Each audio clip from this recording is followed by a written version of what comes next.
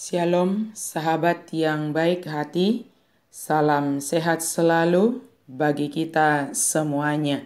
Kiranya kita semua tetap di dalam penyertaan Tuhan dan tetap semangat menjalani hidup ini. Marilah kita bersatu di dalam doa.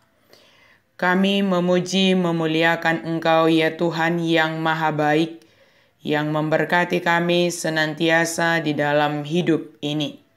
Dan saat ini Tuhan, kami mau merenungkan firman Tuhan. Berfirmanlah Engkau ya Bapa, sebab kami telah siap untuk mendengarkannya. Amin.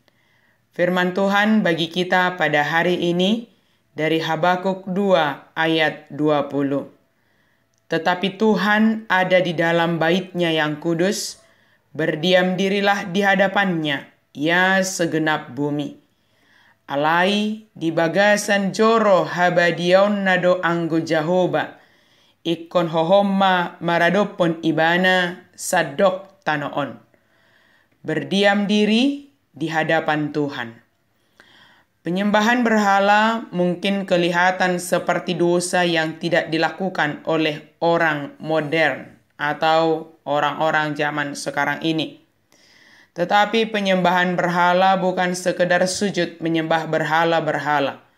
Penyembahan berhala adalah percaya pada apa dari hasil yang dihasilkan orang. Dan karena itu pada kekuatan sendiri sebagai pencipta dan penyokong. Jika kita mengatakan bahwa kita menyembah Allah, tetapi kita bersandar pada kekayaan, usaha, kekuasaan, atau hal lain yang ada di dunia ini selain Allah, maka kita akan dinamakan sebagai penyembah berhala. Apakah kita lebih percaya kepada Allah ketimbang pada apa yang dihasilkan oleh tangan manusia? Mari kita pikirkan. Berhala-berhala tidak mempunyai nyawa, kepribadian, kuasa. Mereka adalah bongkahan kayu atau batu kosong. Kuil-kuil yang dibangun untuk berhala-berhala adalah juga kosong. Tak ada yang hidup di dalamnya. Tetapi Tuhan ada di dalam bait-Nya. Dia adalah nyata, hidup, dan berkuasa. Dia benar-benar adalah Allah yang sempurna. Penyembah-penyembah berhala memerintah berhala-berhala mereka untuk menyelamatkan mereka.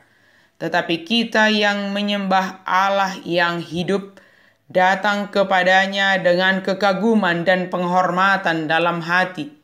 Kita mengakui bahwa Allah memegang kendali dan mengetahui apa yang Dia lakukan.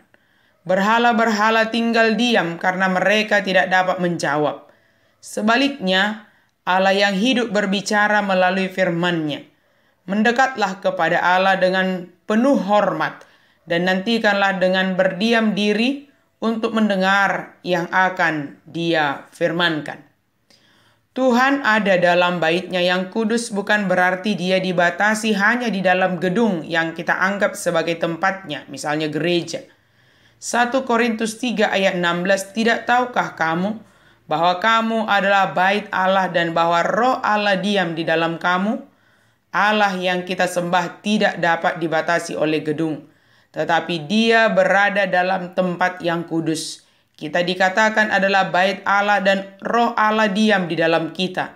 Artinya kita yang dikuduskan oleh Yesus Kristus, Allah tinggal di dalam kita. Kemudian dikatakan kepada kita dan segenap bumi untuk berdiam diri di hadapan Allah dengan tujuan agar kita menguduskan, agar kita dapat mendengarkan dan melakukan apa yang difirmankan oleh Allah bagi kita. Dia adalah Allah yang menguduskan kita. Dia adalah Allah yang tinggal di tempat yang kudus. Dia adalah Allah yang mengasihi dan menyelamatkan kita. Oleh karena itu dengan cara berdiam diri kita dapat mendengarkan dengan baik hal yang difirmankannya bagi kita. Mendengarkan dengan baik akan memudahkan kita untuk merenungkan dan menghidupi apa yang difirmankan oleh Allah bagi kita. berbeda dengan berhala yang dibuat oleh tangan manusia, tidak dapat menyelamatkan dan tidak berkuasa untuk hal apapun dalam hidup manusia. Allah yang kita sembah adalah Allah yang melindungi kita dan senantiasa menuntun kita hidup dalam kekudusan. Dengarkanlah Dia. Amin. Mari kita berdoa. Terima kasih ya Tuhan, di dalam Yesus Kristus, Engkau adalah Allah yang kudus, yang telah menguduskan kami. Tolonglah kami Tuhan, supaya kami sanggup berdiam diri di hadapan-Mu, dan kami boleh dimampukan mendengarkan apa yang Engkau firmankan, dan kami melakukan setiap firman Tuhan di dalam kehidupan kami. Pakailah kami menjadi pelaku firman di dalam hidup ini, yang memberitakan firman-Mu melalui perilaku kami. Dalam nama Yesus kami berdoa dan bersyukur. Amin.